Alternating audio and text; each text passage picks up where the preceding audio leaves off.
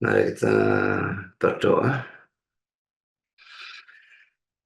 Bapa di surga, kami bersyukur bahwa dalam kebaktian ini kami kembali mendapatkan kesempatan dan kebebasan untuk membaca, untuk mendengar, untuk mempelajari, untuk merenungkan sebagian firman-Mu, dan kami masih tetap membahas topik bukti-bukti bahwa Yesus adalah Allah.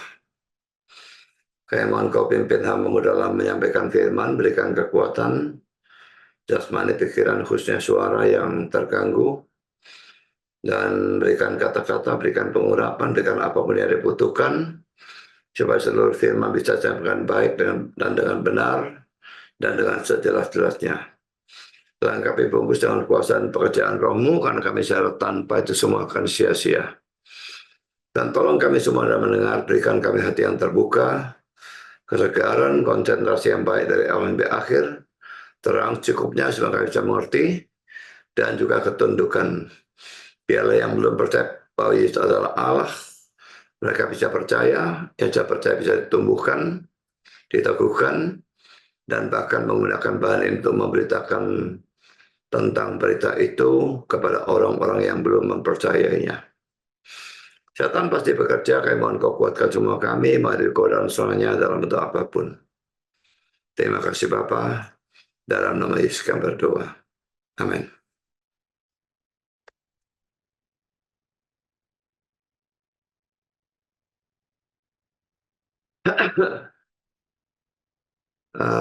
Saya ingin mengubah sedikit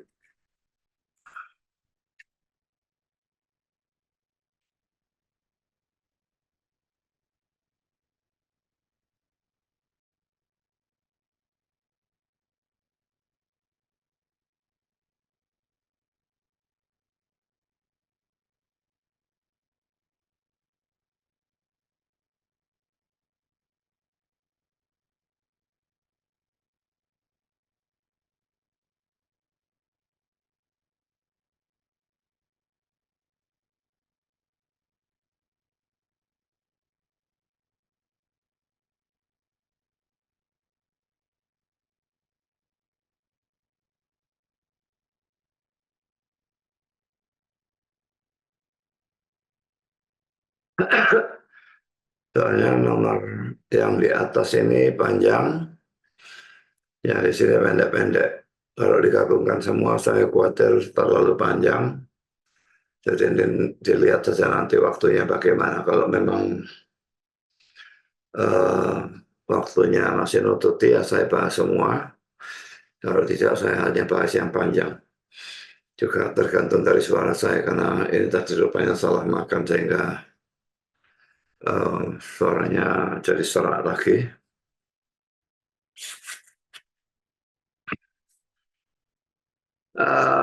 Ini bukti-bukti bahwa Yesus adalah Allah, session yang ke-15 ya. Dan di sini poin yang ke-8, kita membahas kesatuan Yesus dengan Bapa. Ini tentu saja yang dibicarakan adalah Yesus sebagai Allah ya. Karena kita juga membuktikan Yesus itu Allah. Kesatuan Yesus dengan Bapa yang dinyatakan oleh ayat-ayat seperti Yohanes 10 ayat 30 dan Yohanes 14 ayat 17 jelas menunjukkan keilahian Yesus. Saya baca Yohanes 14-nya lebih dulu, ayat 7-11. Sekiranya kamu mengenal aku, pasti kamu juga mengenal Bapakku. Sekarang ini kamu mengenal Dia, dan kamu telah melihat Dia. Saya sudah beberapa kali mengatakan ya, kalau seakan-akan tiga pribadi atau dua pribadi dalam Tritunggal ini dicampur adukkan, maka itu berbicara soal satu hakikat. Ya, itu disebabkan karena satu hakikat itu. Tapi kalau kelihatannya dipisahkan, itu menekankan tiga pribadi yang memang berbeda itu. Jadi di sini kelihatannya dicampur ya. Kalau kamu kenal aku, kamu pasti juga kenal Bapak. Sekarang ini kamu mengenal Dia dan kamu telah melihat Dia. Apakah mereka melihat Bapak? Tidak. Yang mereka lihat Yesus. Tapi karena Yesus di sini dicampur adukan dengan Bapak, Maka dia mengatakan kata-kata ini. Kata Filipus kepadanya, Tuhan, tunjukkanlah Bapa itu kepada kami. Itu sudah cukup bagi kami. Kata Yesus kepadanya, telah sekian lama aku bersama-sama kamu, Filipus. Namun engkau tidak mengenal aku. Barang siapa telah melihat aku, ia telah melihat Bapa. Bagaimana engkau berkata, tunjukkanlah Bapa itu kepada kami? Tidak percayakah engkau bahwa aku di dalam Bapa dan Bapa di dalam aku? Inilah sebetulnya berarti suatu kesatuan ya. Apa yang aku katakan kepadamu tidak aku katakan dari diriku sendiri, tetapi Bapa yang diam di dalam aku, dialah yang melakukan pekerjaannya. Percayalah kepadaku bahwa aku di dalam Bapa dan Bapa di dalam aku. Atau setidak-tidaknya, percayalah karena pekerjaan-pekerjaan itu sendiri. Ya jelas dalam teks ini Yesus menganggap dirinya dengan Bapa itu satu. Lalu sekarang di ayat 30, aku dan Bapa adalah satu. Kalau kita melihat di dalam bahasa Yunani ya,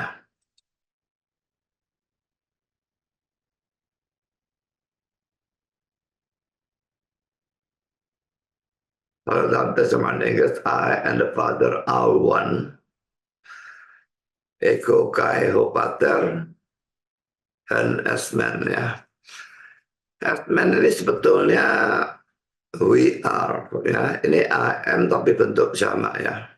Kalau I am bentuk jamak, jadi bentuk jamaknya sebetulnya Amy, bentuk tunggalnya itu Amy, dan bentuk jamaknya ini esmen.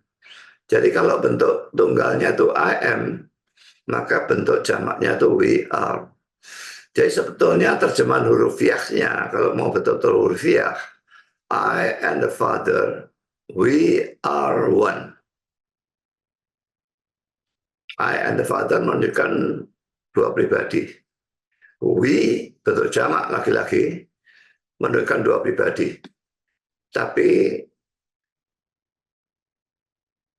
are one. Dua pribadi tetapi satu.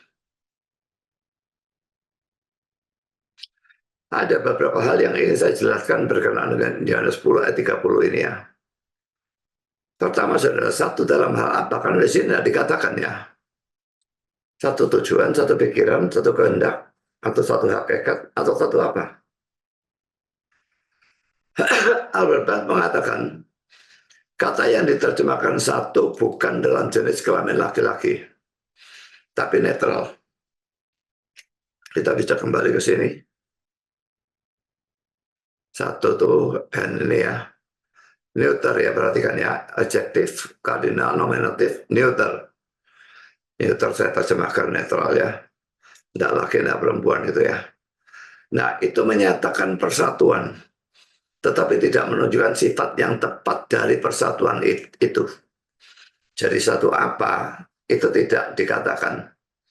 Tapi yang jelas satu itu dalam jenis kelamin neuter. Jadi para penafsir lalu menebak-nebak. Yesus dan Bapa itu satu dalam hal apa? Sekali lagi saya tekankan Yesus sebagai Allah ya.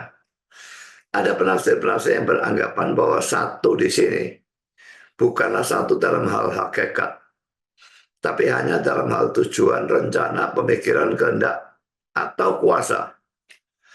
Salah satu dari penafsir-penafsir itu adalah Calvin. Dan saya tidak habis pikir kenapa Calvin di sini nafsir seperti ini.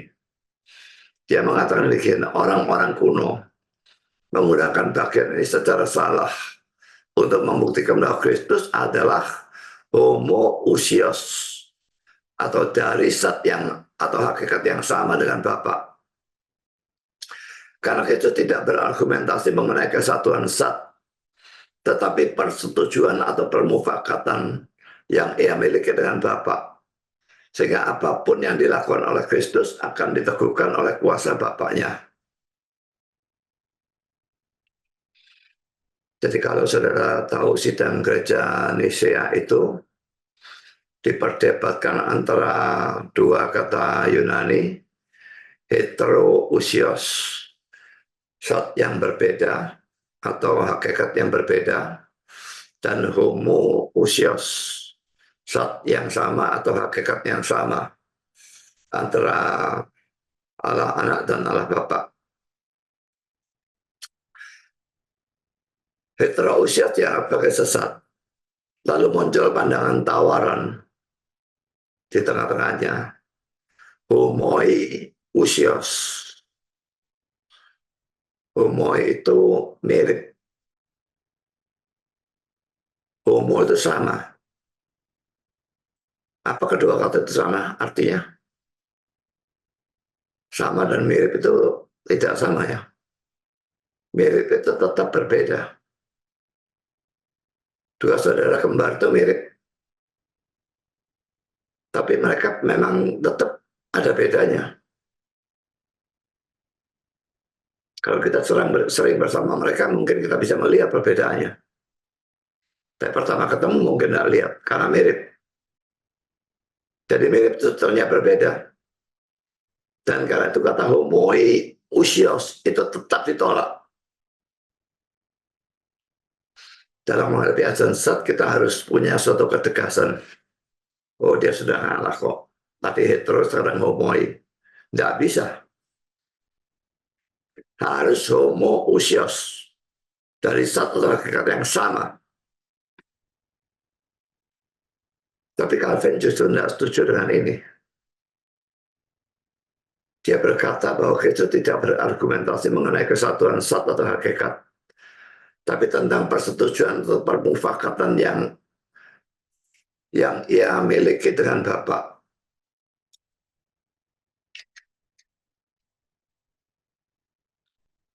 Sehingga apapun yang dilakukan oleh Kristus akan diteguhkan oleh kuasa Bapaknya. Nah, gara-gara kata-kata yang salah dari Calvin ini, kata-kata ini dipakai oleh para saksi Yehova. Jadi harus dikagumi, mereka belajar ya. Jadi mereka mempelajari buku-buku tafsiran Calvin juga. Tapi mengapa gerangan tetap sesat? Dalam bukunya yang berjudul Haruskah Anda Percaya kepada Tritunggal halaman 24, mereka berkata begini.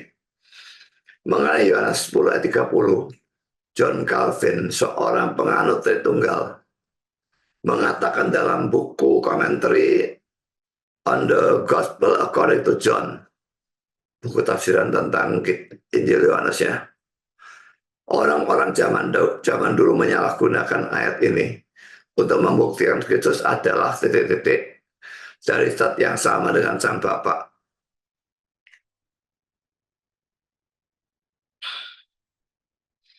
Usiasnya dibuang sama dia ya. Digantikan titik-titik. Tidak tahu kenapa diganti. Kenapa dihapus? Karena di sini Kristus tidak berbicara mengenai persatuan dalam zat, tapi mengenai kesepakatan antara dia dengan Sang Bapa. Jadi di sini kita melihat kalau Calvin menafsir salah, digunakan oleh bidat-bidat untuk mendukung tafsiran mereka. Tapi ini satu sikap yang tidak konsisten. Kalau mereka mau Calvin mendukung mereka, mereka mestinya mempelajari seluruh buku tafsirannya dan mengambil semuanya. Mengapa hanya diambil bagian-bagian yang cocok dengan kemauan mereka, sedangkan bagian-bagian yang tidak cocok dengan kemauan mereka, mereka tidak ambil. Jelas Calvin percaya Tritunggal. Mengapa tidak diambil ayat-ayat di mana yang menunjukkan bahwa Calvin percaya Tritunggal? Mengapa hanya ayat ini? Saya lanjutkan, saksi-saksi Yehova menafsirkan bahwa yang dimaksud dengan satu dalam Yohanes 10:30 adalah bahwa Yesus dan Bapa itu satu dalam tujuan dan pikiran. Ini terlihat dari kutipan di bawah ini, yang saya ambil dari buku yang sama halaman 24, yang berbunyi sebagai berikut. Ayat itu dalam Yohanes 10:30 sering dikutip untuk mendukung Tritunggal, meskipun pribadi ketiga tidak disebutkan di sana. Ini lelucon lagi ya. Tidak ada keharusan menyebutkan tiga pribadi bersama-sama. Memang dalam banyak ayat tiga pribadi muncul bersama-sama. Tapi tidak harus seperti itu.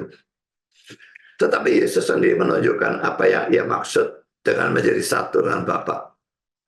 Dalam Yohanes 17 ayat 21-22, ia berdoa kepada Allah agar murid-muridnya semua menjadi satu, sama seperti Engkau ya Bapa di dalam aku dan aku di dalam Engkau, agar mereka juga di dalam kita, supaya mereka menjadi satu, sama seperti kita adalah satu.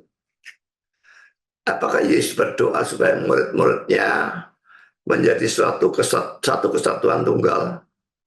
Tidak. Yesus jelas berdoa agar mereka dipersatukan dalam pikiran dan tujuan, seperti halnya dia dengan Allah. Hal yang serupa juga mereka katakan dalam buku Bertukar Pikiran mengenai ayat-ayat Alkitab, halaman 412. Dan saudara, berbeda dengan Calvin, yang tafsiran sudah kita lihat di atas, kebanyakan penasihat beranggapan bahwa satu di sini adalah dalam hal hakikat, atau setidaknya mencakup kesatuan hakikat. Yang pasti kesatuan itu lebih dari sekedar kesatuan kehendak atau tujuan.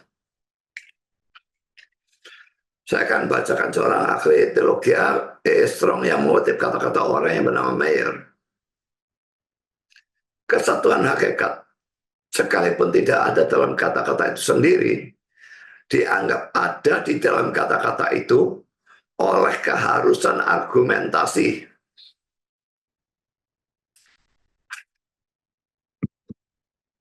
Jadi kalaupun kata-kata itu tidak ada kalau hakikat itu, tapi harus dianggap ada karena keharusan argumentasi.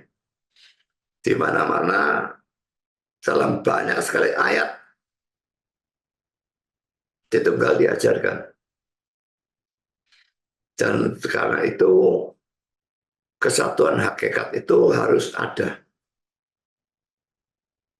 Jadi tidak peduli di sini tidak ada kata hakikat, dia berpendapat itu harus diberikan. Karena kata-kata Benjamin B. Warfield, seorang ahli teologi reform, aku dan Bapak adalah, kurung buka, kejamakan pribadi-pribadi, satu, kurung buka, netral, tunggal, dan karena itu ketunggalan keberadaan, kurung tutup. Orang-orang Yahudi tentu saja menganggapnya, menjadikan dirinya sendiri, pribadi yang saat itu sedang berbicara kepada mereka, sebagai Allah. Dan karena itu mereka melempari dia dengan batu yang menghujat. Leon Morris, kata satu mempunyai jenis kelamin netral. Satu hal atau benda dan bukan satu pribadi. Karena kalau pribadi itu bentuk jenis kelaminnya laki-laki. Tidak cocok dengan kata satu yang tadi dalam bentuk neuter.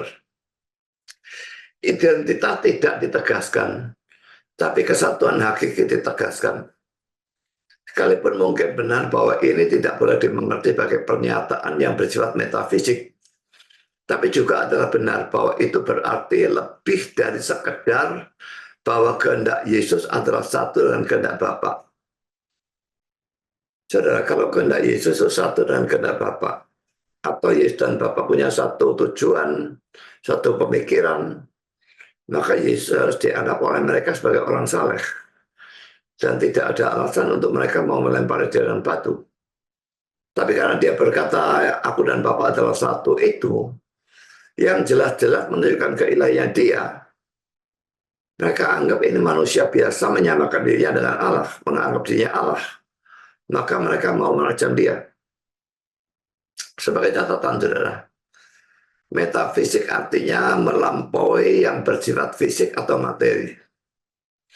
Kedua, Yesus hanya mengatakan satu, tetapi tidak mengatakan satu dalam hal apa. Dan kata satu itu dalam bahasa Yunani menggunakan jenis kelamin netral, neuter.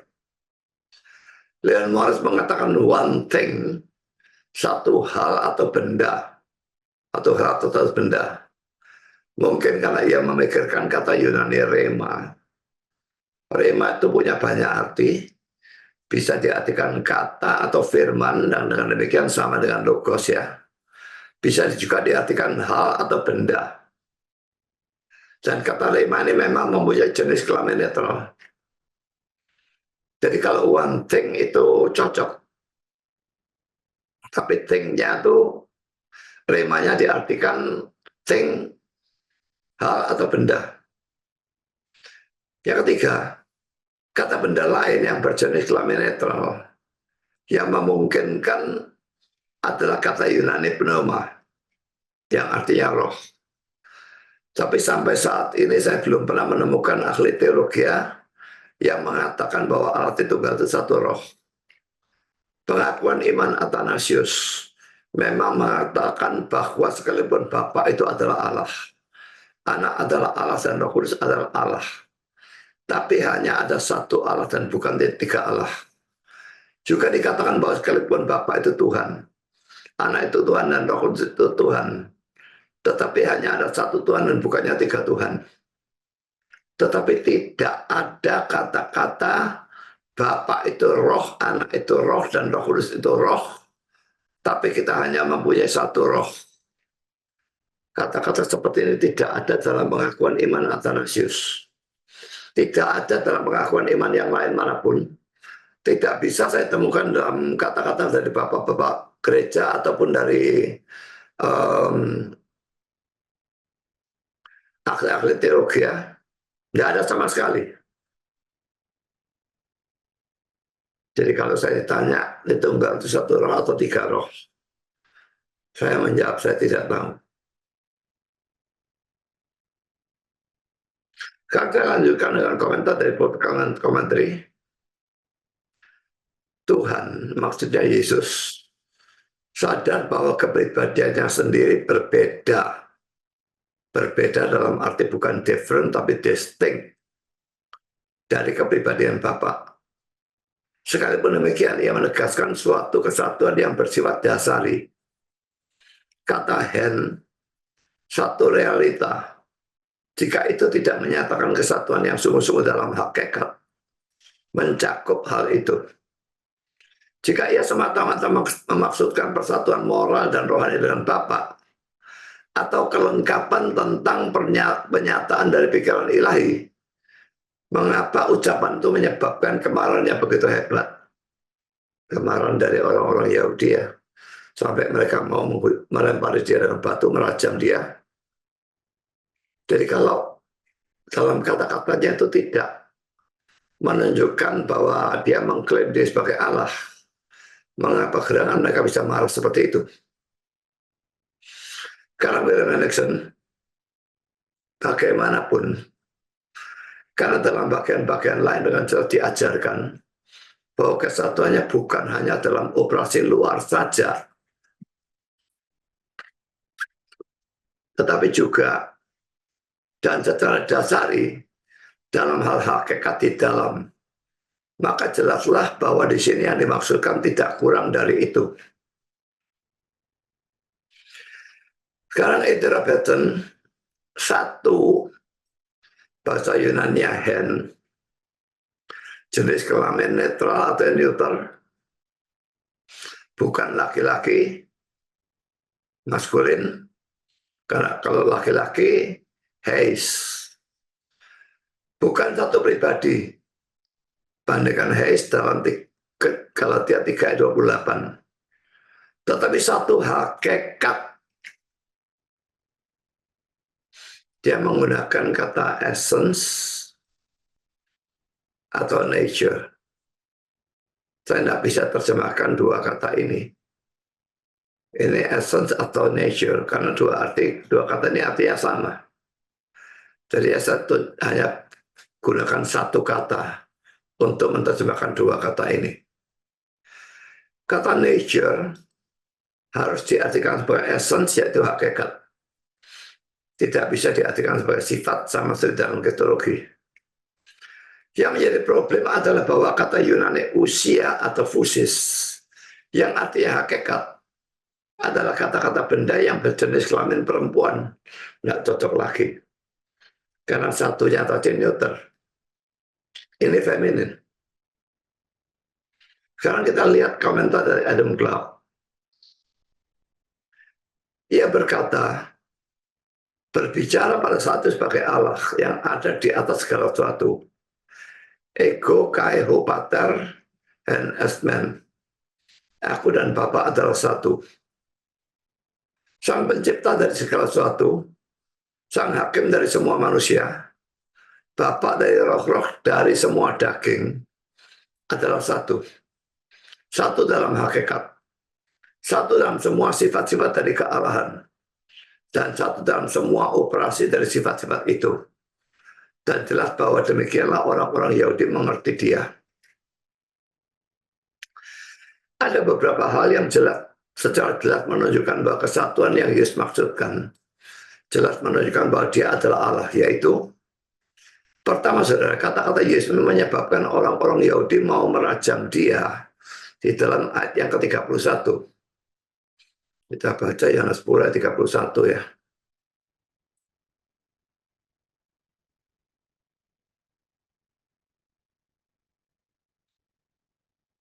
Jadi ini dia mengatakan aku dan Bapa satu. Nah, 31-nya sekali lagi orang-orang Yahudi mengambil batu untuk melempar Yesus. Kalau Yesus sekedar memaksudkan kesatuan hakikat, kesatuan kehendak, pikiran, atau kesatuan tujuan, seperti yang ditafsirkan oleh para saksi Yehova, maka tidak mungkin orang-orang Yahudi itu menjadi marah sehingga mau merajam Yesus. Ini argumentasi yang sangat kuat untuk menunjukkan bahwa Yesus tidak mungkin sekedar memaksudkan kesatuan maksud, tujuan, pikiran, dan sebagainya.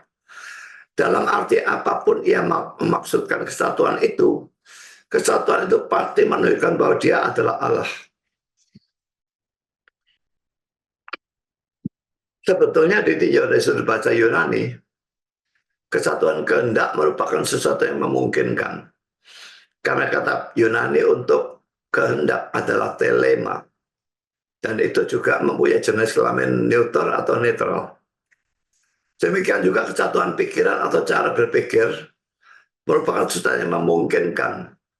Karena kata Yunani phronema, yang berarti cara berpikir atau pikiran, juga mempunyai jenis kelamin neuter atau netral. Jadi kalau ditinjau dari sudut bahasa Yunani, omongan saksi Yehova itu memungkinkan.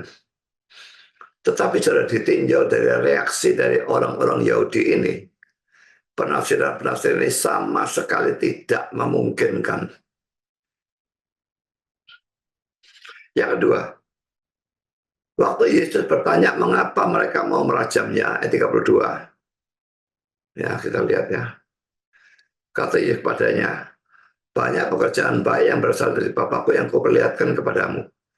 Pekerjaan manakah di antaranya yang menyebabkan kamu mau melempari aku? Lalu mereka menjawab,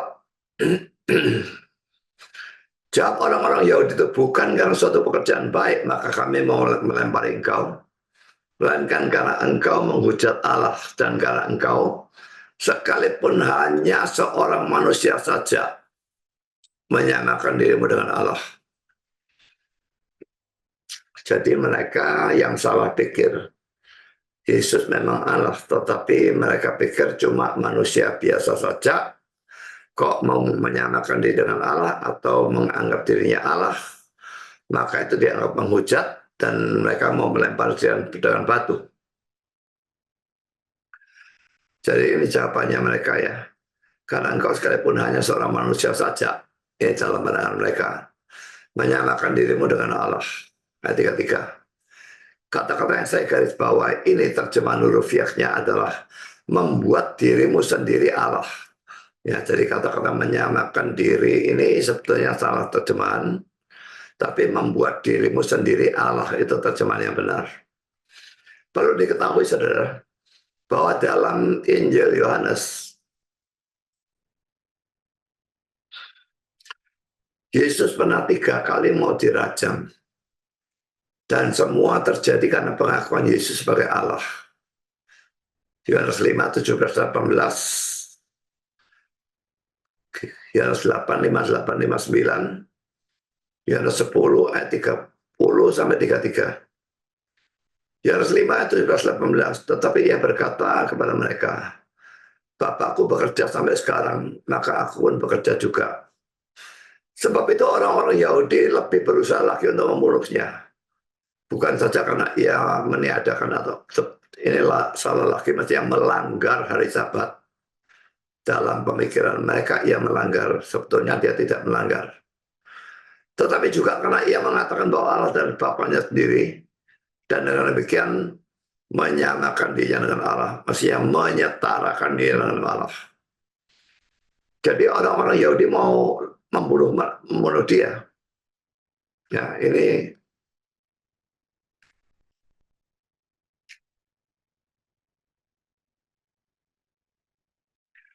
sekarang peristiwa yang kedua, Yohanes 8, 58, 59. Kata Yesus kepada mereka, aku berkata kepadamu sesungguhnya sebelum Abraham jadi, aku ada. Kata telah ini masih dibuang ya. Bahasa Yunani-nya ada dalam bentuk present tense, bukan perfect tense. Lalu mereka mengambil batu dan melempari dia.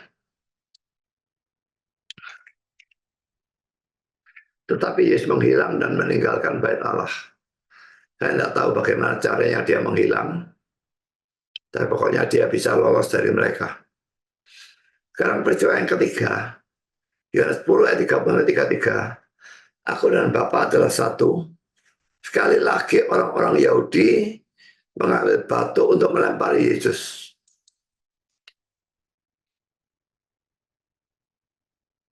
Kata Yesus kepada mereka, banyak pekerjaan baik yang berasal dari Bapakku yang kuperlihatkan kepadamu.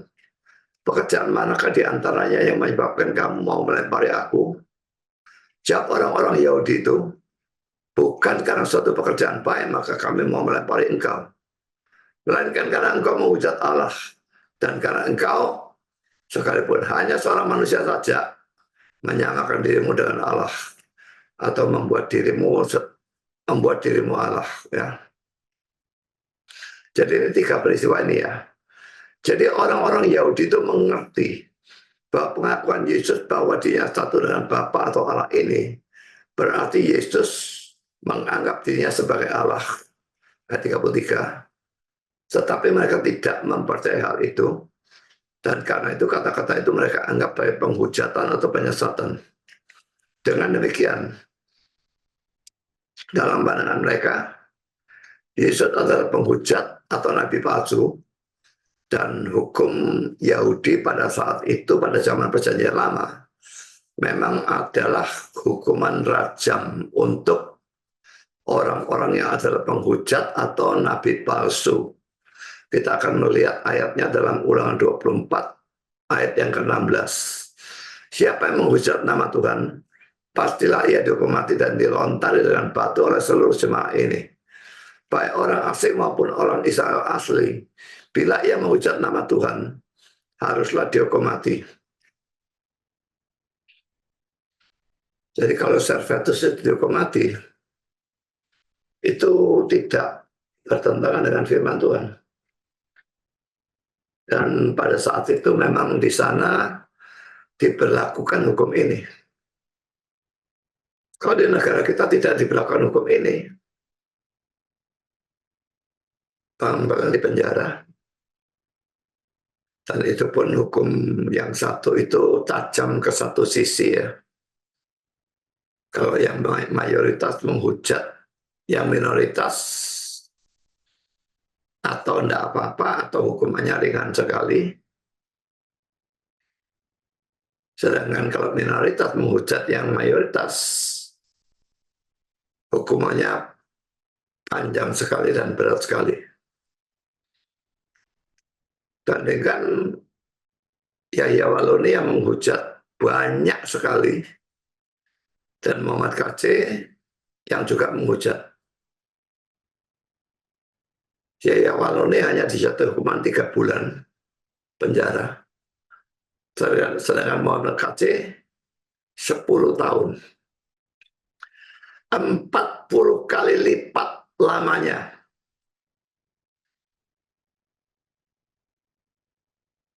Ada yang beralasan ya, walau dia minta maaf, Muhammad KC tidak.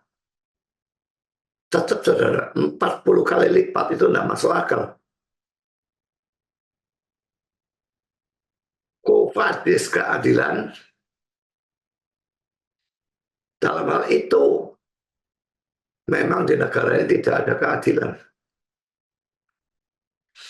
Yang sana hujat seenaknya tidak apa-apa, sini hujat sedikit saja bisa masuk penjara. Karena kalau dalam urusan debat, yang sana bebas saja menghujat. Yang sini menghujat, itu membahayakan. Kalau direkam dan alat bukti, bisa masuk penjara. Sekarang saya lanjutkan dengan ulangan 13 ayat 5. Nabi atau pemimpin itu harus dihukum mati. Karena ia telah mengajak murtad Tuhan Allahmu, yang telah membawa kamu keluar dari tanah Mesir, dan yang menebus engkau dari rumah perbudakan, dengan maksud untuk menyesatkan engkau dari jalan yang dibentangkan Tuhan Allahmu kepadamu untuk dijalani. Demikianlah harus kau hapuskan orang jahat itu dari tengah-tengahmu. Jadi nabi palsu itu harus dihukum mati. Penghujat harus dihukum mati. Dua ayat ini jelas menunjukkan hukum perjanjian lama seperti itu. Dan hukum itu dulu diberlakukan di Geneva. Dan diberlakukan juga oleh gereja Katolik. Dan Servetus ini bukan cuma nabi palsu, dia seorang penghujat juga, dua-duanya. Dan dia seorang penghujat yang betul-betul luar biasa gilanya. Menyamakan Tritunggal dengan Cerberus. Cerberus itu makhluk kuno, sebetulnya makhluknya tidak ada ya. Dalam mitologi Yunani, anjing berkepala 3. Karena itu dia menimbulkan kemarahan yang luar biasa baik dari golongan Katolik maupun Protestan. Dia sudah dijatuhi hukuman mati oleh Katolik. Tapi dia berhasil meloloskan diri. Tapi jelas dia pergi ke Geneva. Calvin melaporkan hal itu dan dia ditangkap. Dan dalam pengadilan Calvin memberikan kesaksian yang memberatkan dia. Memberatkan bukan berarti dosanya sekian lalu dibuat lebih berat. Tidak. Maksud kesaksian menentang dia. Tapi memberikan kesaksian apa adanya. Yang menjatuhkan hukuman mati bukan Calvin, tapi pengadilan. Dia dijatuhi hukuman mati dengan dibakar. Calvin bahkan memintakan keringanan supaya dia jatuh hukuman mati dengan penggal saja. Karena jatuh hukuman mati dengan bakar itu luar biasa sakit dan matinya lama. Karena biasanya diikat di tiang begitu, dan api kecil ditaruh di bawah. Tidak terlalu besar. Kalau apinya besar, ya orangnya cepat mati. Api kecil di bawah, mungkin ranting-ranting kayu begitu, atau kayu-kayu taruh di situ. Bayangkan bagaimana sakitnya. Lama baru orangnya mati.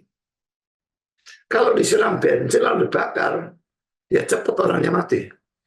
Tapi kalau dibakar seperti itu, lama orangnya mati.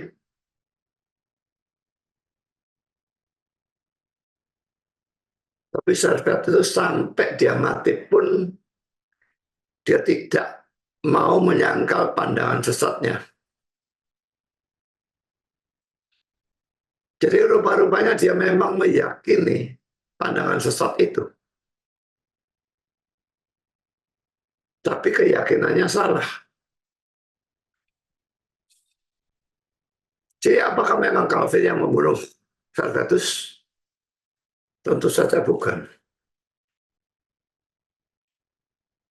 Jadi jangan percaya fitnah dari GPI Agrave dan orang-orang GITS, Suwanto Liao, Stephen Liao, Andrew Liao, dan sebagainya, yang mengatakan bahwa Calvin membunuh Servetus, dan mereka mengatakan alasannya hanya karena Servetus tidak punya pandangan yang sama dengan Calvin. Itu adalah omong kosong bajingan itu. Karena Servetus bukan berbeda pandangan, tapi dia adalah nabi palsu dan penghujat yang luar biasa bejatnya. Dan hukuman mati yang dijatuhkan kepada Servetus itu sudah ditanyakan kepada semua gereja-gereja yang lain pada saat itu. Dan semua setuju bahwa Servetus itu harus dijatuhi hukuman mati. Karena itu memang keadaan pada zaman itu. Sekarang zamannya berbeda. Nabi palsu menghujat, tidak dijatuhkan mati. Kalau dijatuh hukuman paling-paling penjara. Jadi saudara, karena adanya dua hukum ini, maka orang-orang Yahudi lalu mengambil batu melempari atau merajam Yesus. Dalam tafsirannya tentang ayat 33 ini, Adam Clarke berkata sebagai berikut. Pada waktu Kristus berkata sebelumnya, ayat 30, aku dan Bapa adalah satu. Seandainya orang-orang Yahudi mengerti dia, sebagai hanya mengatakan bahwa ia mempunyai kesatuan perasaan dengan Bapa, maka tidak akan berusaha untuk memperlakukannya sebagai seorang penghujat karena hal ini. Karena dalam arti ini, Abraham, Ishak, Musa, Daud, dan semua nabi-nabi adalah satu dengan Allah. Mereka semua punya satu perasaan, satu tujuan, dan bagainya dengan Bapa. Kalau Yesus punya perasaan seperti itu, dia cuma sama dengan Abraham, Ishak, Musa, Daud, dan sebagainya. Dan tidak ada satupun yang mau merajam mereka. Lalu mengapa Yesus mau dirajam? Jelas pengakuan di sini berbeda dengan pengakuan dari Abraham, Ishak, Musa, Daud, dan sebagainya. Tetapi apa yang begitu menjengkelkan mereka adalah bahwa mereka mengerti dia sebagai berbicara tentang kesatuan hakikat. Karena itu mereka berkata di sini, engkau membuat dirimu sendiri Allah. Kata-kata mana? Mereka mengerti, bukan dalam arti kiasan atau simbolis, atau arti yang tidak benar, tetapi dalam arti yang paling hurufiah dari istilah itu.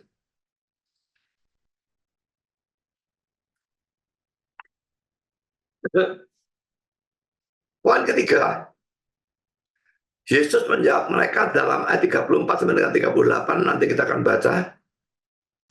Dan dalam jawaban ini sama sekali tidak terlihat bahwa Yesus menyangkal tuduhan bahwa ia menyamakan diri dengan Allah atau membuat dirinya Allah.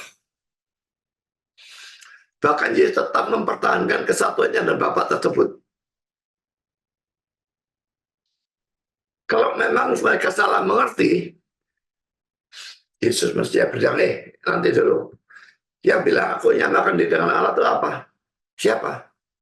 Maksudku tuh begini loh. Satu perasaan, satu tujuan, satu pemikiran. Dia tidak pernah meralat kata-katanya, dia tidak pernah mengubah kata-katanya. Mari kita lihat ayat 34-38. Kata Yesus kepada mereka, tidakkah ada tertulis dalam kitab Taurat kamu, aku telah berfirman kamu adalah Allah. Saya kira yang dibicarakan ini dalam Mazmur pasal 82 ya. Jikalau mereka kepada siapa firman itu disampaikan disebut Allah, Allah huruf kecilnya, sedangkan kitab suci tidak dapat dibatalkan, masihkah kamu berkata pada yang dikuduskan oleh Bapa dan yang telah diutusnya ke dalam dunia, engkau menghujat Allah, karena aku telah berkata aku anak Allah. Jikalau aku tidak melakukan pekerjaan Bapakku, janganlah percaya kepada aku. Tapi jikalau aku melakukannya dan kamu tidak mau percaya kepada aku, Percayalah akan pekerjaan-pekerjaan itu, supaya kamu boleh mengetahui dan mengerti bahwa Bapa di dalam aku dan aku di dalam Bapa. Perhatikan bagian terakhir ini kembali dia menyatakan kesatuannya dengan Bapa kan. Nggak pernah dia ralat. Saudara, apa maksudnya dia mengutip dalam Mazmur 86 ini? Coba kita lihat ya.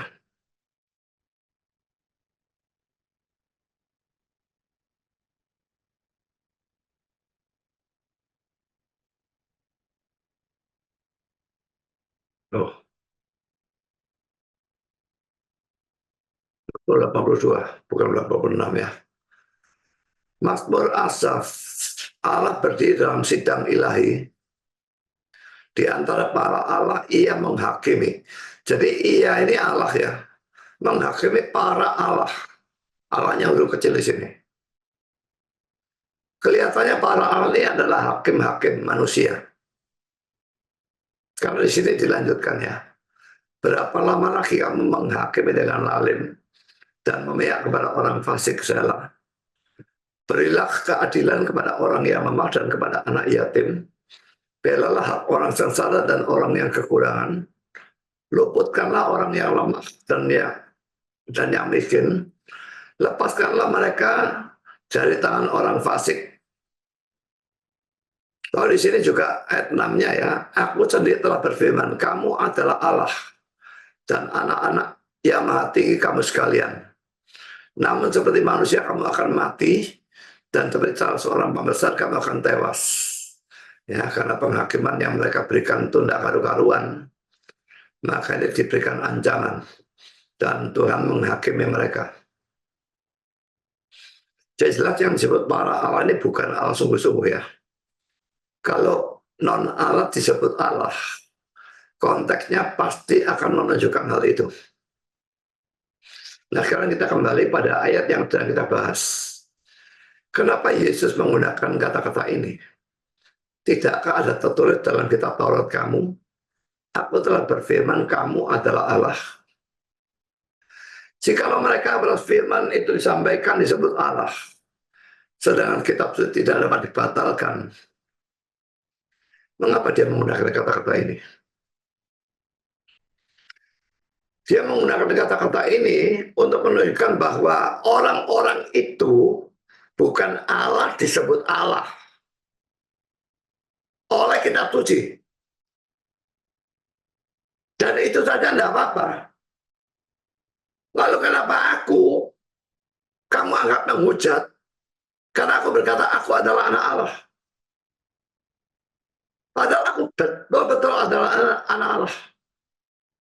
Dan anak Allah betul-betul berarti Allah sendiri. Jadi itu yang Yesus maksudkan. Dan dalam bagian bawah ini, dia kembali menekankan kesatuannya dengan Bapa. Jadi apakah Yesus menarik kembali kata-katanya? Mengubah? Tidak, dia tetap mempertahankan.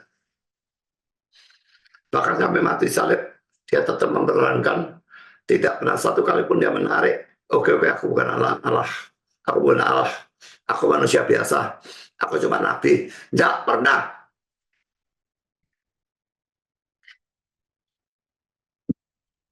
Karena pada yang keempat, andai kata pun kita menganggap bahwa kesatuan dalam ayat 30 ini adalah dalam hal kuasa, karena ayat 28-29 berbicara tentang kuasa untuk menjaga domba. Mari kita lihat ya.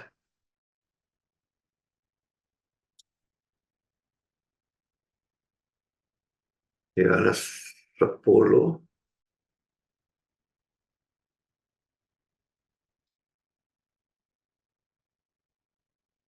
Ini aku dan Bapak salah satu. Kan kita baca 28 dan atau kita baca 27 ya. Sampai 29 ya. Domba-dombaku mendengarkan suaraku dan aku mengenal mereka dan mereka mengikut aku dan aku memberikan hidup yang kekal pada mereka dan mereka pasti tidak akan binasa sampai selama-lamanya dan seorang pun tidak akan merebut mereka dari tanganku. Bapakku yang memberikan mereka kepada aku lebih besar daripada siapapun dan seorang pun tidak dapat merebut mereka dari tangan Bapak. Jadi memang sebetulnya memberikan, ini bicara tentang kuasa ya. Seorang pun tidak akan merebut mereka dari tanganku, lalu seorang pun tidak akan dapat merebut mereka dari tangan Bapa. Ini bicara soal kuasa. Kembali ya, andai kata pun kita menganggap bahwa kesatuan dalam ayat 30 ini adalah dalam hal kuasa, karena ayat 28-29 berbicara tentang kuasa untuk menjaga domba, maka penafsiran ini tetap menunjukkan bahwa Yesus adalah Allah. Mengapa? Karena kalau ia bisa satu dengan Bapa dalam hal kuasa, itu menunjukkan bahwa ia juga maha kuasa sama seperti Bapa. Dan maha kuasa itu sifat ilahiyah. Dan itu jelas menunjukkan bahwa dia adalah Allah. Tetapi problem dengan penafsiran tentang kesatuan kuasa ini adalah bahwa kata dunamis atau maupun exousia, yang keduanya berarti kuasa atau kekuatan, sama-sama mempunyai jenis kelamin perempuan. Padahal satu tadi neuter, tidak cocok lagi. Jadi orang menebak-nebak memang. Mungkin yang paling bisa cocok itu yang dikatakan oleh Leon Morris tadi, rema itu neuter, satu hal atau satu benda. Ya satu hal ya. Itu cukup, saudara. Sehingga mereka menganggap Yesus sebagai Allah. Yesus mengklaim sebagai Allah. Karena itu masuk dalam poin B. Ayat 30 ini, ya 10 ayat 30 ya, merupakan ayat yang sangat penting dalam menghadapi dua ajaran sesat dalam doktrin Allah Tritunggal, yaitu Arianisme dan Sabellianisme. Sabellianisme ini punya banyak nama ya, paling sedikit ada 5 nama. Sabellianisme, modalistik monarkianisme, lalu Jesus only, oneness, dan patriparsianisme, Bapak yang menderita. Karena mereka berkata bahwa yang berinkarnasi menjadi anak itu adalah Bapak sendiri. Nanti anak naik ke surga, yang turun Roh Kudus itu laki-laki, anak saja, anak juga. Jadi mereka percaya Tritunggal itu satu pribadi, hanya 3 perwujudan. Jelas-jelas sesat. Tapi kalau saya main TikTok, ini oneness banyak sekali di sana.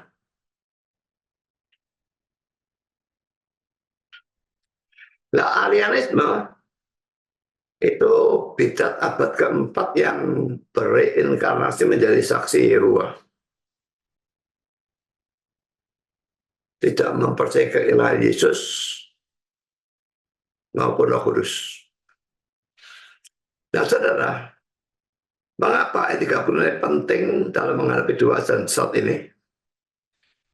Dalam bahasa Yunani-nya, ayat 30 berbunyi sebagai berikut. Ego kai ho pater hen est men. I and the Father, one we are. Ya, kalau membaca nanti dibalik tentu saja, we are one. Ya. Aku dan Bapa satu, kami adalah. Ya, saudara perhatikan ke arah bawah ini ya. Ego itu I itu aku. K itu N atau dan. O itu definite article, ho pater itu the father, atau mau dikatakan sang bapak juga boleh. N itu satu, one, as man itu we are atau kami adalah.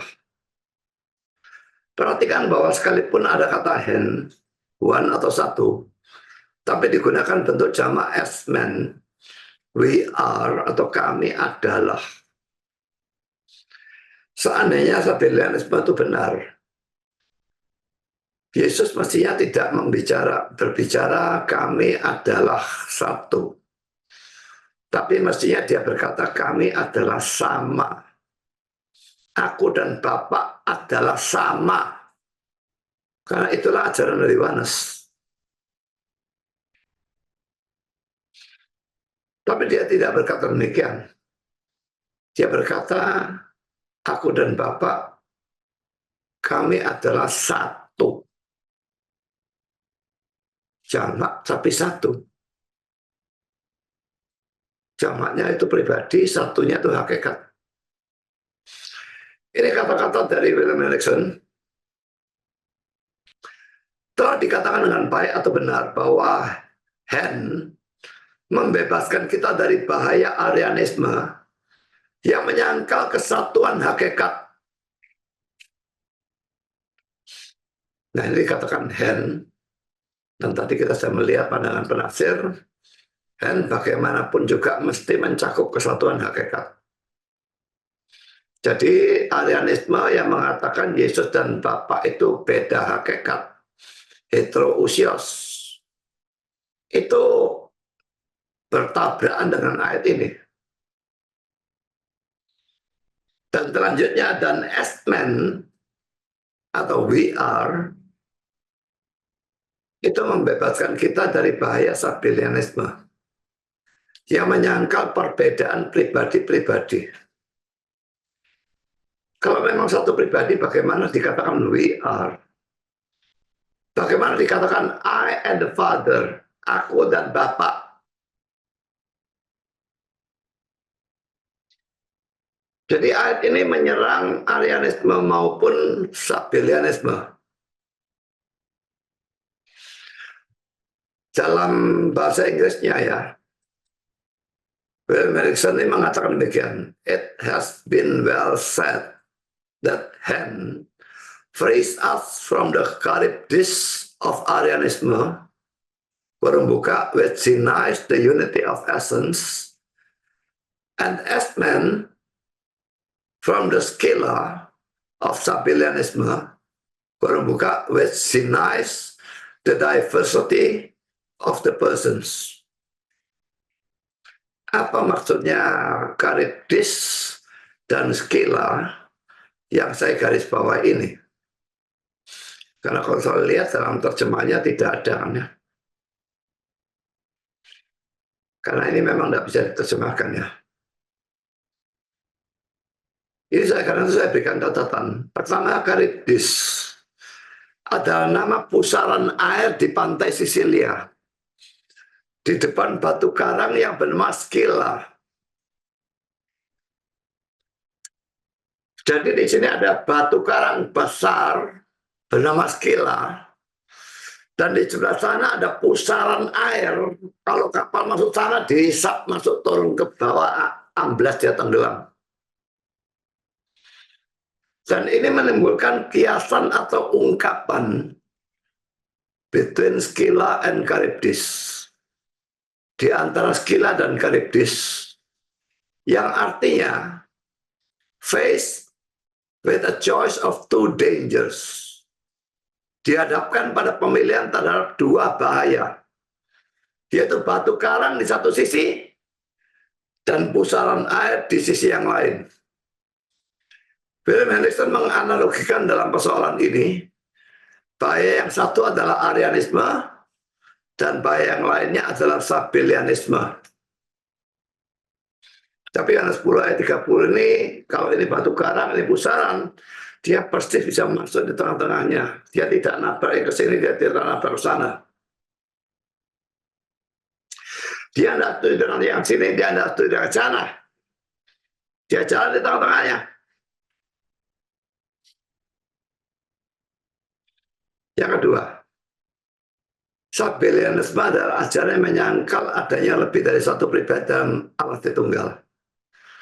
Mereka mengakui bahwa Allah Tritunggal mempunyai 3 perwujudan, bukan 3 pribadi. Kan itu kata Yunani esmen, yang artinya we are atau kami adalah dalam Yohanes 30 ini, penting untuk menghadapi ajaran ini. Kata esmen ini dengan jelas menunjukkan ada yang lebih dari satu pribadi.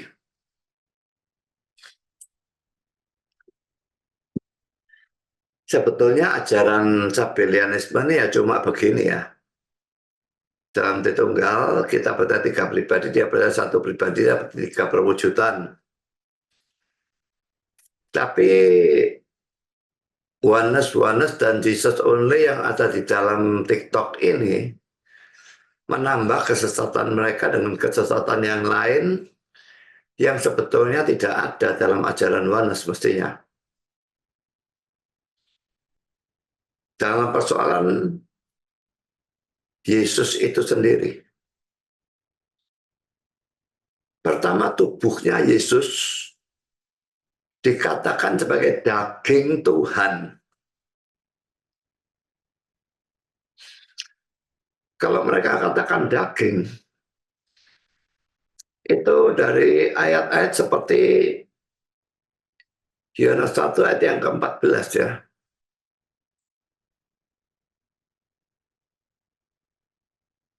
Dan sangat banyak ayat yang lain. Indonesia tidak menerjemahkan secara hurufiah, tapi terjemahnya benar. Dalam arti dia benar. Firman itu telah menjadi manusia. Tapi terjemahan yang hurufiah. And the word was made flesh. Dan firman dijadikan daging. Ya, perhatikan kata flesh saya sorot. Yang keluar adalah kata Yunani sarx. Sedangkan kalau manusia itu anthropos. Sarx itu daging. Makanya mereka percaya Yesus itu daging. Padahal salah penafsiran benar. Bagaimana? Daging itu kan cuma sebagian dari manusia ya. Ini gaya bahasa sinekdeki yang dipakai. Sinekdeki sudah berulang-ulang saya jelaskan ya. Dinyatakan sebagian, tapi dimaksudkan seluruhnya. Atau sebaliknya. Dinyatakan seluruhnya, yang dimaksudkan cuma sebagian. Saya berikan contoh ya. Kalau dinyatakan seluruhnya tapi dimaksudkan cuma sebagian. Misalnya kesebelasan Indonesia ini pesepak bola ya. Bertanding lawan kesebelasan Thailand. Lalu Indonesia kalah 3-0. Ditulis di koran, Indonesia kalah 3-0 dari Thailand. Apa saudara bisa protes kepada koran itu? Jangan ditulis Indonesia kalah, aku udah ikut main kok. Ini gaya bahasa sinekdeki. Ditulis seluruhnya. Yang dimaksud hanya sebagian, yaitu kesebelasan yang bertanding itu. Tapi kadang-kadang juga digunakan secara terbalik. Dibicarakan sebagian, yang dimaksudkan seluruhnya. Kalau misalnya dikatakan Washington memaklumkan perang terhadap Moskow, apakah hanya dua ibu kota saja yang perang bom-boman, yang lain tidak? Washington sebagian dari Amerika, dikatakan sebagian yang dimaksudkan seluruh Amerika. Moskow sebagian dari Rusia, dikatakan sebagian tapi yang dimaksudkan seluruh Rusia. Jadi Amerika memaklumkan perang terhadap Rusia, itu maksudnya. Secara itu kayak bahasa sinekdeki itu ada dalam pembicaraan sehari-hari, ada juga dalam Alkitab. Dan ini salah satu contohnya. Kalau dikatakan firman menjadi daging, jangan berpikir Yesus cuma seonggok daging, saudara, itu konyol. Dia kelihatan sebagai manusia, punya daging, punya tulang, punya darah. Dan itu ada ayat-ayatnya dalam Alkitab. Bagaimana mungkin dia cuma seonggok daging? Jadi sangat banyak ayat-ayat yang menunjukkan Yesus itu manusia menggunakan kata flesh atau sarx dalam bahasa Yunani-nya.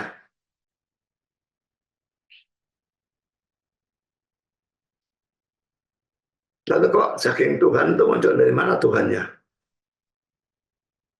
Saya kira mereka menganggap manusia gambar dan rupa Allah. Jadi Allah pasti punya daging, karena kita punya daging. Ini membalik ya. Jadinya Allah gambar dan rupa manusia kalau seperti itu pandangannya.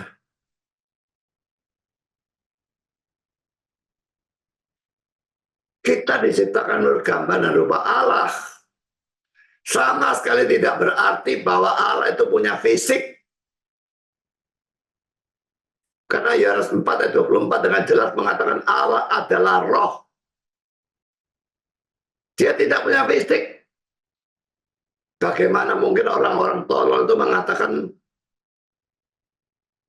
daging Tuhan. Tuhan tidak punya daging.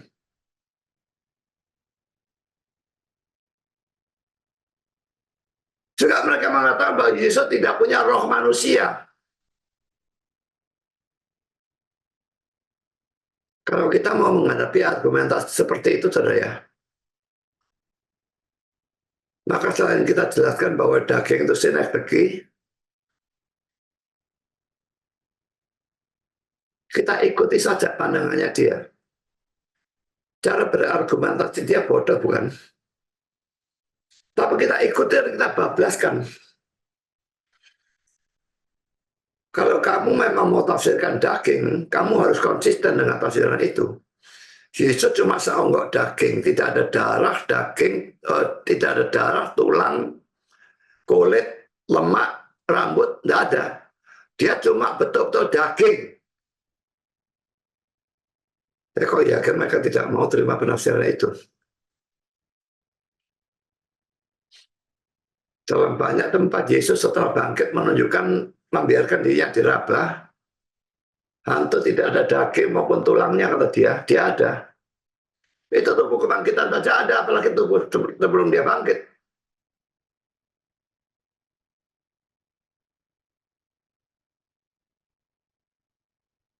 Dan juga perjamuan kudus itu kan roti dan anggur itu simbol dari tubuh dan darah Kristus.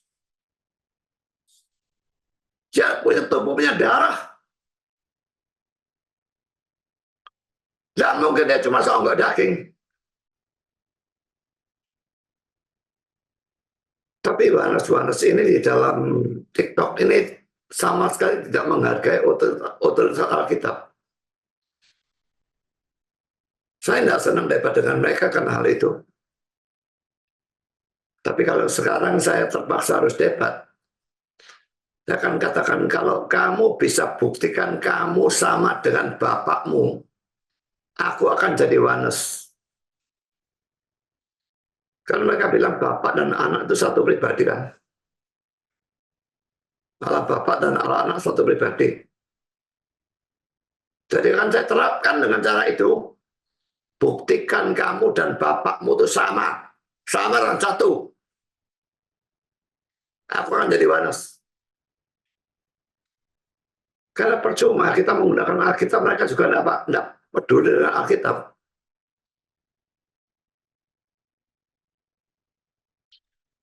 Bidat itu sesat dan tambah sesat dan tambah sesat.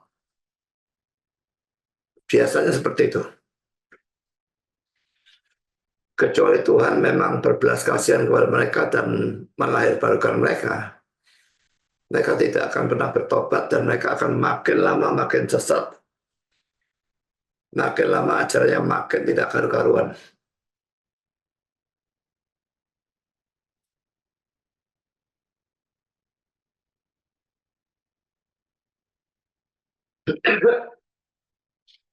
Jadi Yohanes 30 ini penting dalam menghadapi Sabellianisme. Kalau memang debat menggunakan Alkitab, ayat ini jelas harus digunakan. Kalau kamu benar, Yesus mesti berkata, aku dan Bapa adalah sama. Bukannya aku dan Bapa adalah satu. Tapi faktanya Yesus berkata, aku dan Bapa adalah satu dan bukannya sama. Biar menjadi mengutip kata-kata Athanasius. Saya bacakan bahasa Inggrisnya ya. Had the Father and the Son not been two persons, the Son would not have said, I and the Father are one, but am one. Seandainya Bapa dan Anak bukan dua pribadi, Anak tidak akan berkata, I and and the Father are one. Karena are itu to be dalam bentuk jamak ya. Tetapi M1, kalau M1 itu to be dalam bentuk tunggal. Lalu dalam situ chat mengutip dari kata-kata Agustinus, mirip ya. Similarly, Augustine, ini bukunya Trinity, remarks that the Sabellians must read the text thus. I and my Father is one instead of are one. S itu to be dalam bentuk tunggal, are to be dalam bentuk jamak. Ya. Dengan cara yang hampir sama, Agustinus dalam buku Trinity berkata bahwa para pengikut Sabellianisme pasti membaca teks itu demikian. I and my Father is one. Dan bukannya are one. Karena are bentuk jamak, is bentuk tunggal. Kalau mereka mau satu pribadi yang masih is atau n. Nggak bisa are. Yang ketiga, Arianisme yang nantinya berinkarnasi dalam bentuk saksi Yehovah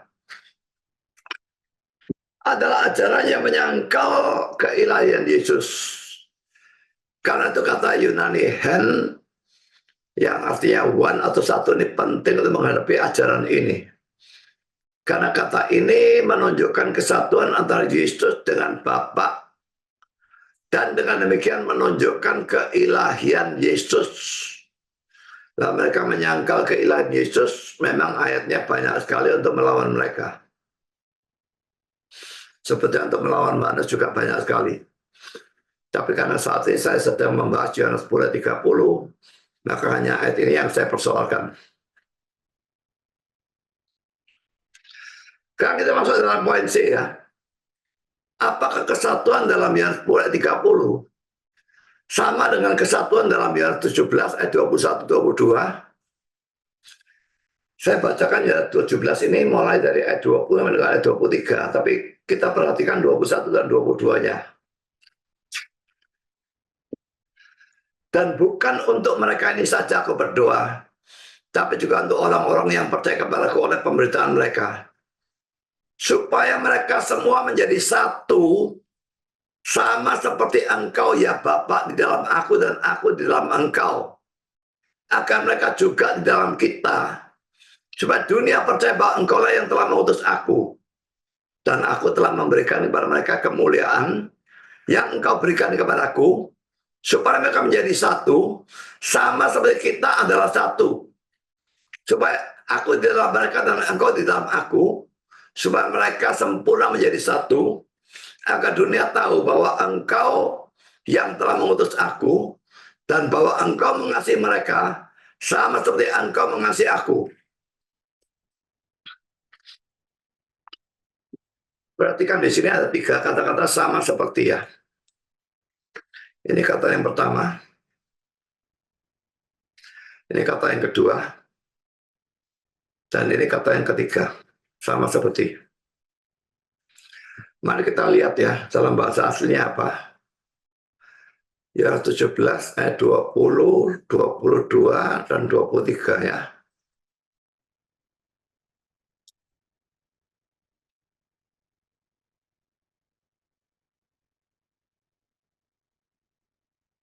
Oh, ya 17 ayat 20.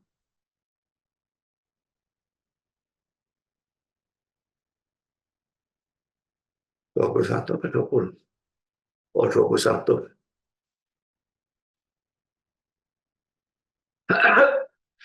Sama seperti ya.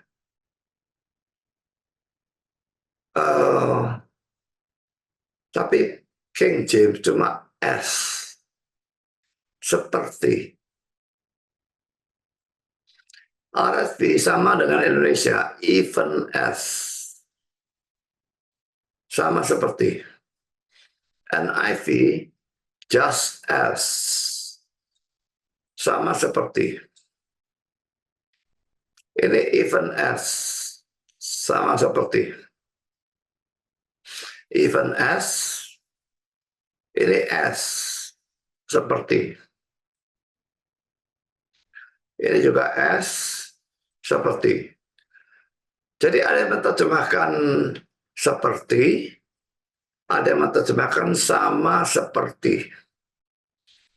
Karena memang kalau kita lihat ayatnya, arti dari kata itu ya, perhatikan di sini ya, bisa diterjemahkan just as atau even as, sama seperti.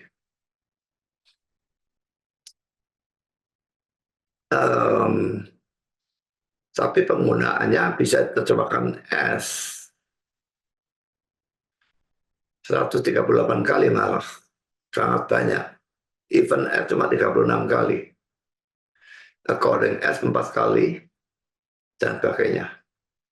Jadi paling banyak terjemahannya adalah as. Tapi yang jadi masalah, jadi poin saya adalah bahwa kata Yunani-nya adalah katos ya. Ini ya. Bisa diterjemahkan as, just as, atau even as. Kalau satu kata itu diterjemahkan bisa punya banyak arti, kita harus memilih arti yang cocok dengan konteksnya dan cocok dengan seluruh Alkitab. Nggak bisa sembarangan saja. Sebagai contoh, kalau kata bahasa Inggris heart, ya, heart itu bisa diterjemahkan jantung. Jadi kalau misalnya saya berkata saya kena serangan jantung, ya, I got a heart attack, pakai kata heart, ya. Tapi kalau saya katakan saya patah hati, kata hati bisa diterjemahkan hati juga. Maka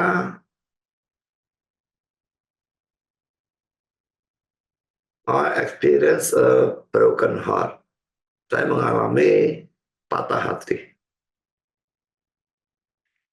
Jadi kapan digunakan hati, kapan digunakan jantung?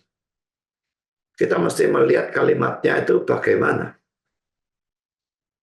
Kalau broken heart diterjemahkan patah jantung, sedangkan heart attack diterjemahkan serangan hati, ya kacau balau semuanya. Demikian juga di sini ya. Kalau kata Yunani katos itu bisa diterjemahkan seperti, bisa diterjemahkan sama seperti, maka kita harus memilih terjemahan yang cocok itu yang mana. Karena mari kita kembali kepada ayat tadi. Perhatikan ya yang ayat 23 ya. Bahwa engkau yang telah mengutus aku dan bahwa engkau mengasihi mereka sama seperti engkau mengasihi aku. Di sini kata sama seperti itu sama sekali tidak masuk akal ya. Apakah Allah mengasihi orang-orang percaya sama seperti dia mengasihi Yesus anak tunggalnya? Itu tidak mungkin. Dia mengasihi kedua-duanya, tetapi dia pasti lebih mengasihi anak tunggalnya.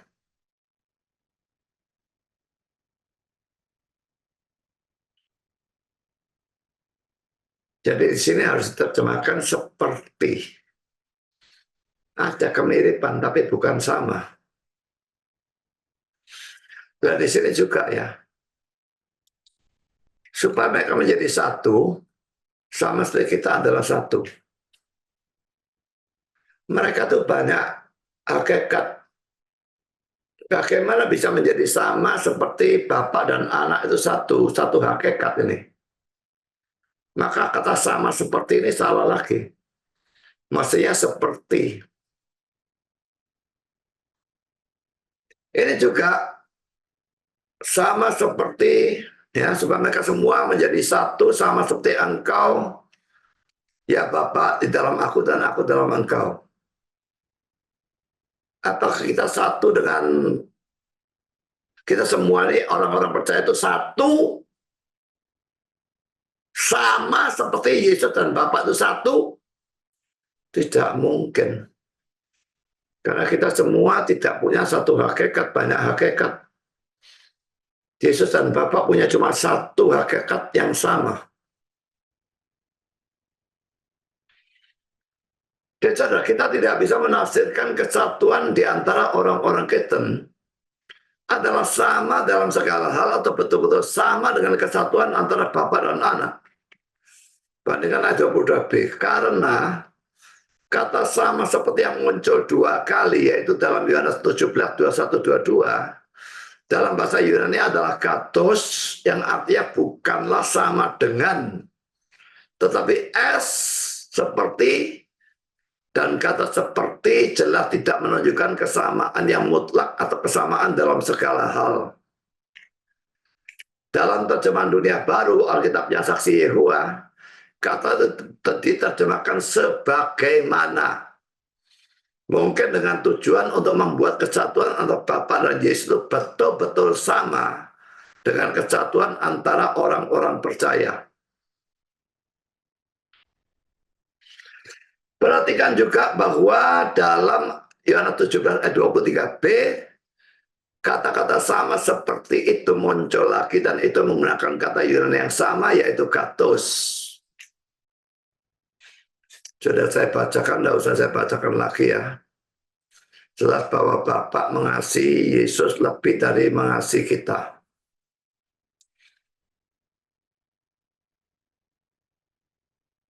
Ini pernah dipertanyakan oleh satu orang teman.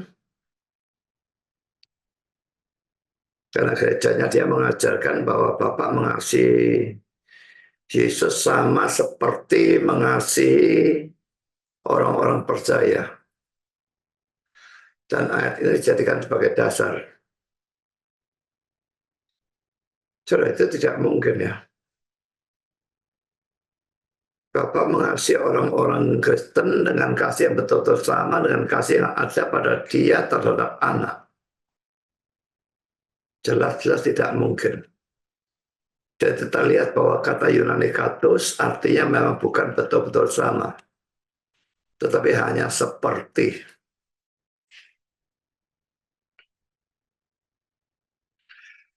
Di sini saya menambahkan beberapa komentar dari para penafsir tentang hal ini ya.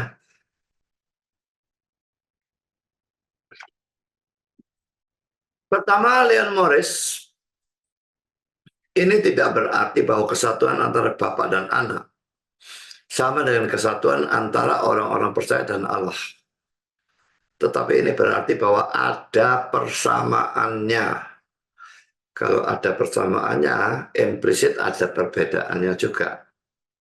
Nah, komentar kedua dari Leon Morris, kali ini Yesus berdoa supaya mereka menjadi satu sama seperti Bapa dan Anak adalah satu. Ikatan yang mempersatukan orang-orang percaya adalah ikatan yang paling erat. Seharusnya seperti itu ya. Tapi kenyataannya antar orang percaya gegeran tidak karu-karuan. Saya tidak bicara tentang orang yang bidat dan orang yang percaya. Ini memang tidak satu. Katolik, Advent, Saksi Yehuwa, Oneness tidak satu.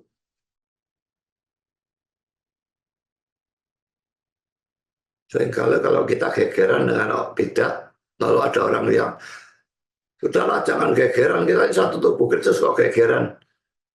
Siapa yang bilang satu tubuh Kristus dengan mereka? Kalau mereka itu ada dalam tubuh Kristus, mereka itu tumor atau kanker. Bukan betul-betul termasuk anggota-anggota tubuh Kristus.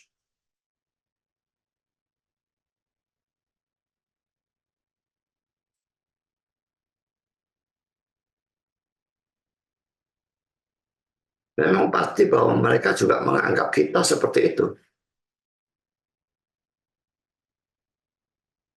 Katolik mengutuk kita, Oneness menganggap kita bidat, dan sebagainya. Ya dilihat saja akhir zaman nanti. Yang benar kita atau mereka. Kalau saya yakin semutlak-mutlaknya Bahwa kita yang benar dan mereka yang bidat. Karena poin yang ketiga saya berikan komentar dari Albert Barnes. Ini tidak menegaskan bahwa kesatuan antara orang-orang Kristen harus dalam segala hal, seperti kesatuan antara bapak dan anak. Tetapi tidak hanya dalam hal-hal dalam mana mereka bisa dibandingkan. Bukan kesatuan hakikat yang dimaksudkan, tapi kesatuan rencana dan tujuan. Tujuan yang sama, dan menunjukkan keterikatan pada hal-hal yang sama, dan suatu keinginan untuk memajukan tujuan yang sama.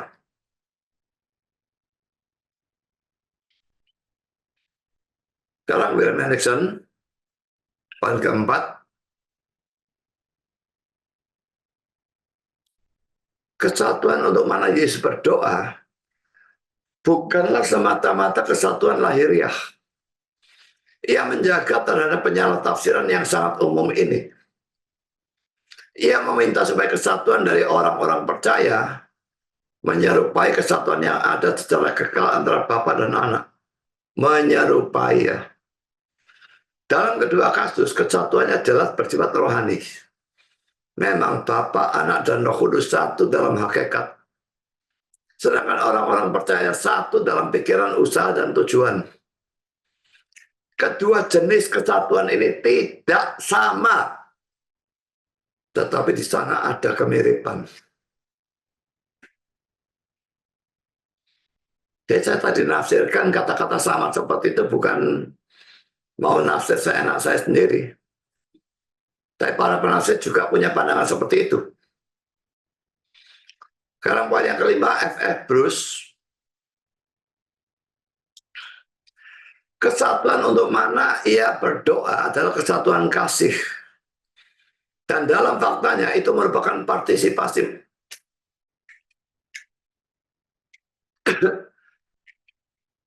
Dalam faktanya itu merupakan partisipasi mereka dalam kesatuan yang ada secara kekal antara Bapa dan Anak.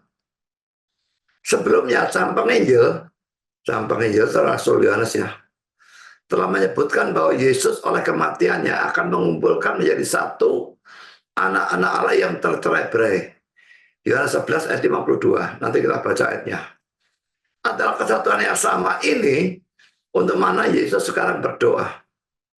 Dan bahasanya membuat jelas bahwa itu adalah kesatuan kasih.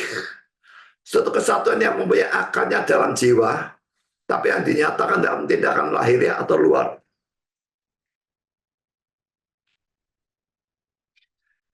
Kita baca Yohanes pasal 11 ayat 51-52. Hal itu dikatakannya bukan dari dirinya sendiri, tetapi sebagai imam besar, Kayafas ya.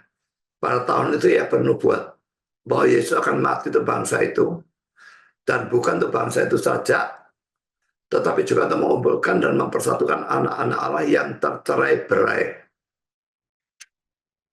Jadi saudara, kita sudah membahas Yohanes 17 tadi ya, dengan banyak penafsiran, ayat yang ke-21 dan 22 khususnya.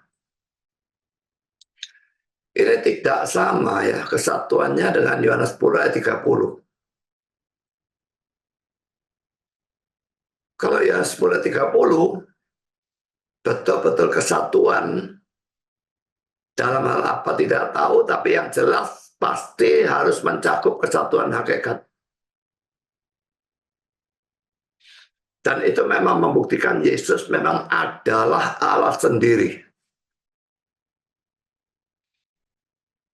Jadi dengan pelajaran hari ini, kita sudah menambah satu ayat lagi yang kita bahas, yang menunjukkan bahwa Yesus itu adalah Allah dalam arti kata yang setinggi-tingginya.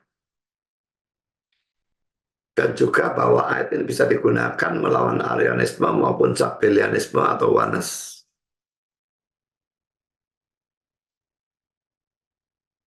Apakah saudara percaya bahwa Yesus adalah Allah dalam arti kata setinggi-tingginya? Kira Tuhan memberkati saudara. Amin.